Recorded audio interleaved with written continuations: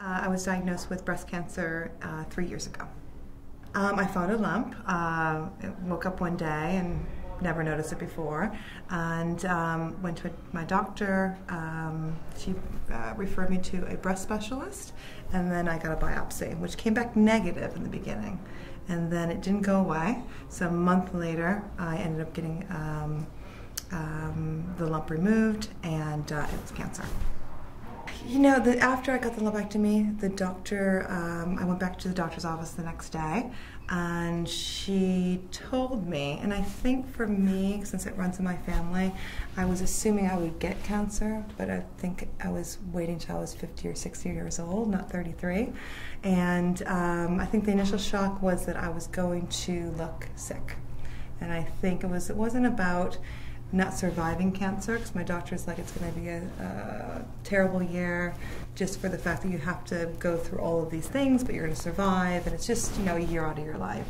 And not in that sense where it was a year out of my life, but I think it was more of telling people, having people know that I was sick. The process of treatment for me, you know, I really loved my oncologist.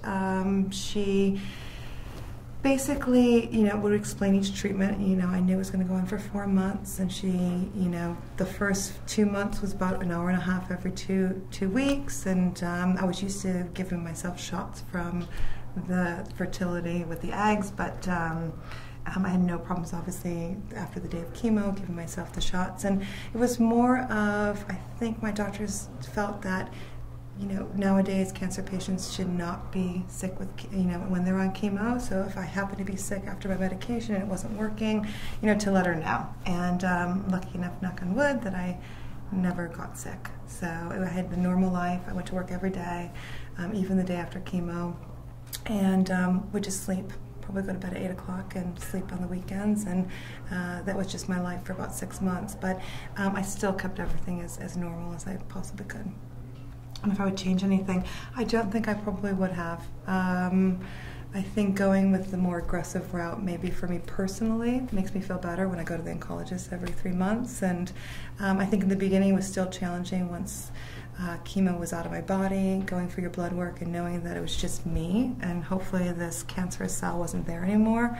But you know, as time goes by, I think everything kind of heals a little bit more, and you get more used to everything. I think for me with the double mastectomy, it was more the reconstruction that I wasn't so concerned about in the beginning, that I think I wish that I researched all the different alternatives of how you can do breast reconstruction, because there's so much amazing things out there.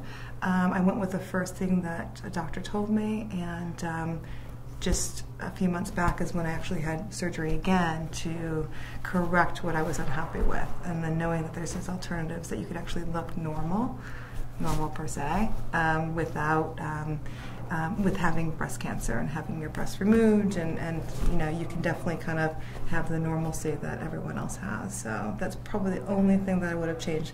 Treatment-wise, I think was great, but I think more the reconstruction and that vanity part to it, there is a solution, I think, that kind of fits everyone, what makes them feel comfortable.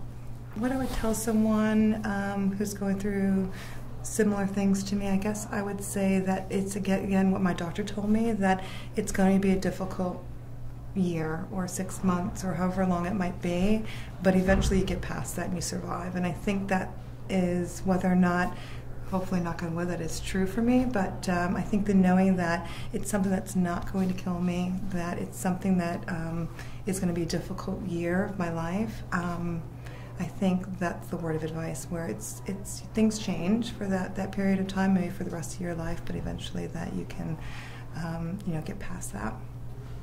And, you know, after 3 years, time just flew by, and my body isn't exactly what it was like before, but again, at the same point, I don't remember what my body looked like before, and I think I'm happy that I don't, because this is my body now, and I'm happy with everything about it, whether or not there's scars and whatnot. I think even those scars are just like something that I went through, and it's something that I should be proud of having on my body.